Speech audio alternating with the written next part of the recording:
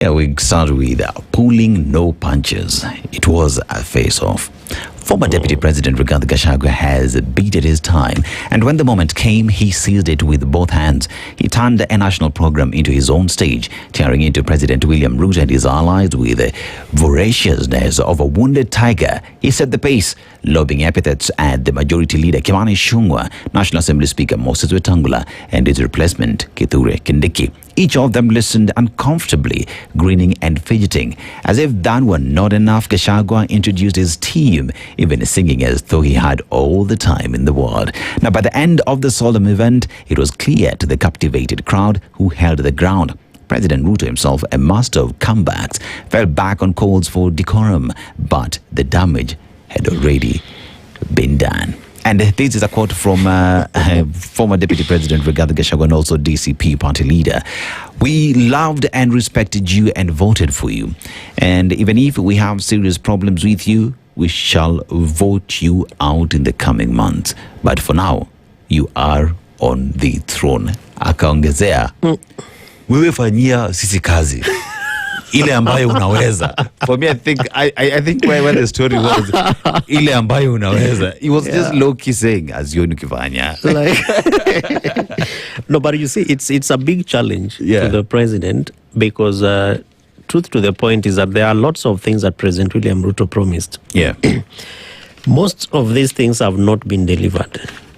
Even as soon as a few, months, weeks ago, where I come from, there are things that he came at PS Soluga's, Thanksgiving. There are many things he told us that he would do.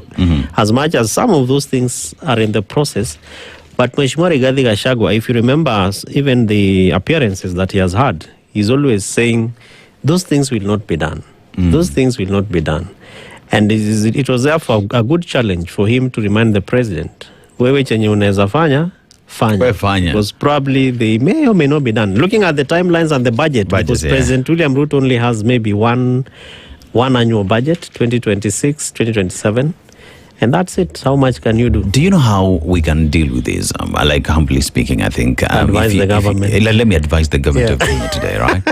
So Kenya has committed itself to two commitments, right? So you'd look at the Vision 2030, which is the blueprint of the country with clear things to achieve in the short term, medium term, and in the long term.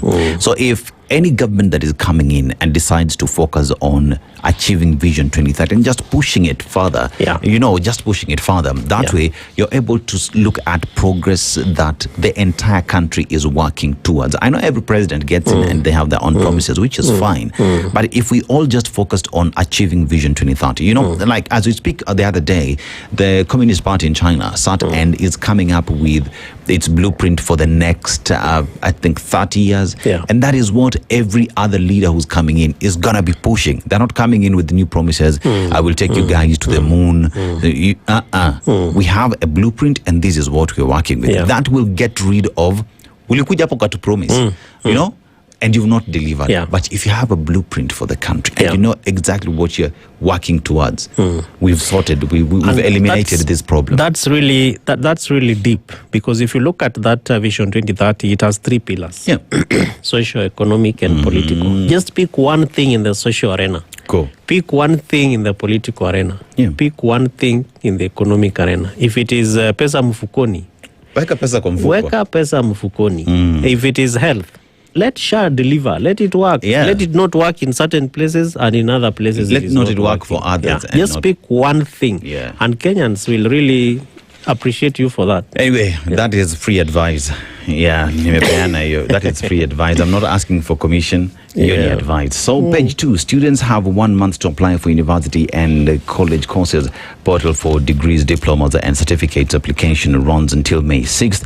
And COOPS advises students to consider cluster subjects and weights and previous cutoffs. So that is Kenya Universities and College Central Placement Services CEO Mary Wahome who is saying that. And Al-Shabaab consignment recovered and suspects held. So these the police in Nairobi claim they have dismantled an Al-Shabaab terror ring and recovered combat uniforms. That is after a swoop that happened in Isli in Nairobi. So we go as well just on matters education. Students struggle to access funds ahead of university exams. Education again and problems in that sector. So woman sues hospital for fetus video shared on social media. So woman accuses a hospital and staff of infringing her privacy and causing distress. So complainant is seeking compensation and a written apology and deletion of the video. That is so sad. Why would someone take a picture of the fetus and share it on? Like, I know we have phones, I know it has cameras, but please, some things are not to be recorded, some things are not to be shared on the social media. I think 2026 we need to take people through etiquette of using a phone. And beyond that is also the Data Protection Act. Yes. We have privacy issues. We have a whole commissioner. And even decency. And so if a facility that you expect to have faith in, you get out of your house and you go to a hospital and you believe that I'm going in here, they'll be able to take good care of me. Why would you want to be indecent? Why do you want to, share somebody's You can imagine the trauma that this woman went through already, you know, by going through the procedure and all that. And then you're taking advantage of that situation to share that online for a few clicks so that you trend. So they are saying that there is public disclosure on social media that the hospital posted the video on X to announce their first identification of a cleft lip. Really? Let me tell you, even if it was your identification, that is my anyway. And even this thing called consent. If you want to post somebody's photo or video, just ask Kevin Osido. We like what we are seeing. Can we post it? Why do you want to be me, or why do you want to be this patient? And assume that because you've identified your first cleft lip, that is now story. You see, another thing is like hospitals, doctor-client privilege. You know, it does exist. So this is someone who just went ahead of themselves and did what they did, knowing very well it was wrong. There is no excuse for that. A friend of mine would say, sue them. Sue them. Uproar after Osotsi attacked in Kisumu restaurant. So there is that. We shall be talking about that later. So and then there is a new bill that targets foreign companies to purchase 60% of inputs locally. So farms risk fines of up to 100 million shillings and jail terms for top executives if they contravene the proposed bill once it is enacted into law. So the Local Content Bill 2025 proposes that multinationals depend on agricultural raw materials to obtain such produce from Kenyan farmers. I think that's a good thing. You know, it is how it will be packaged. And then also, I think the conversation that should follow this is, do we have enough material to feed those industries? So, you know, you can put this into law, but if you do not have enough materials, businesses would either ship out because of the law making it difficult for them to operate. So the government as well should move in to ensure that we have enough resources to feed into the companies. It does not just end on passing a law. And indeed, the big talk around industrialization and manufacturing, this really feeds into the government's promise and the larger vision 2030, because manufacturing is a very core pillar there. But also looking at the county aggregated industrial parks, that even whatever is happening at the counties could then be, curated properly and then fed into a value chain that leads into this beautiful law that we are seeking to pass. It's a good thing, but we hope it's not just a paper that will be put somewhere to gather dust. So there is on page 6 the story on decorum collapses as Gachagua Ruto square off at Riquimas. So we shall be looking at that.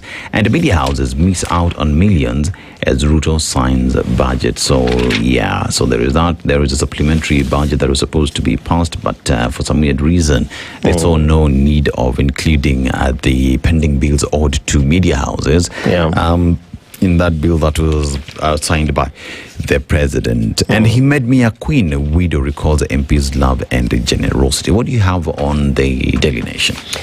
Probably before the Daily Nation, Dennis, you would allow me, as a lover of devolution, there's a story on the Big Bold Standard, page 4. Down there, it says, Judge gives governor's nod to ignore Senate summons. This is an unfortunate judgment for us those who are lovers of devolution and particularly accountability. I believe that the governor has only identified one committee of the Senate. And because we have other mechanisms of addressing disputes and conflicts, even before we go to the courts, we are calling upon alternative dispute resolution mechanisms to take place, because we cannot sit